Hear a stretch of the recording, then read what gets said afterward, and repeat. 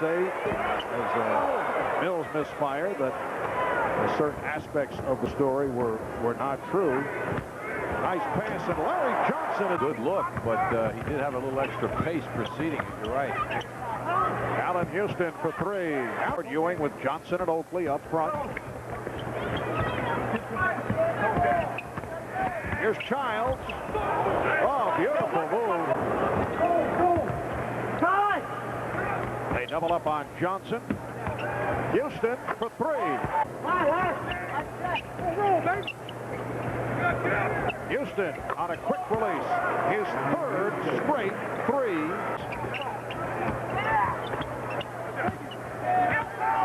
Cavs take their individual defensive responsibilities very careful. Where's Childs? Allan hit their shots. Here's an example of their good ball movement. Childs over to Allan Houston. Drives the ball, doesn't force the shot, gives it back to the open Childs, as he did at the end of the quarter. Make him drive, make him do something different. Brandon has hit 6 of 7. Allan Houston again.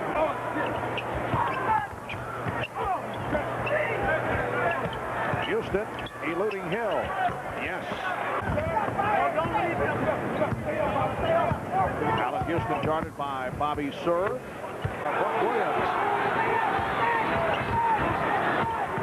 Houston with the crossover and hits. On the line for the first time, 80% free throw shooter.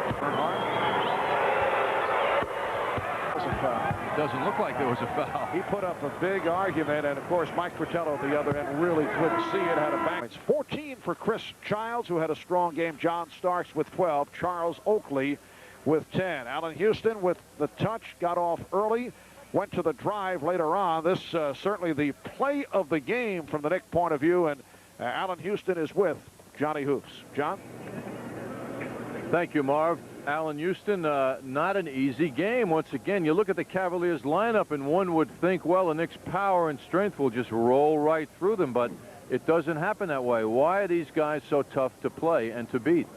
Well, they're a very tough team. They're quick, and they play a small lineup. They have a lot of movement, and Terrell Brandon, creates a lot of, problems for us because with his quickness, and usually teams like that just move well without the ball and have a lot of movement in their offense kind of give us trouble at times, and thus we really bear down and put forth a very good effort defensively like we did in the late in the fourth quarter.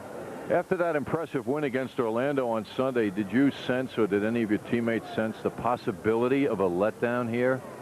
Well, I think that's what kind of ignited us, was kind of a fear of a letdown. And I think, once we came into this game, and we know that after a win, it's kind of, we're not too good at handling prosperity at times. So we kind of, that fear just kind of ignited us to go ahead and really get this win tonight.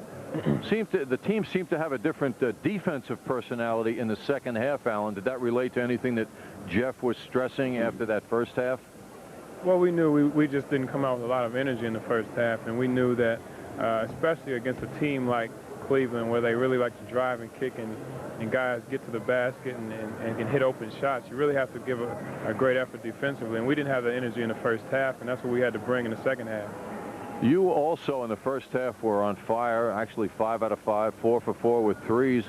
In the second half, you went to a little bit of driving and it showed a little more variety in your offense. One amazing move when you seem to be suspended in the air for a little bit. Overall, are you feeling good about your offensive game now?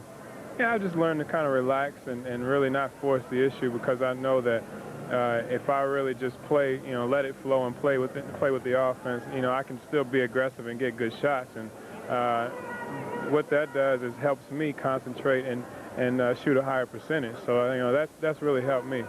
You sense the team is picking up now as far as looking at the end of the season, which of course at this time of year is much awaited, certainly physically as well as mentally, and with the anticipation, of course, of the upcoming playoffs.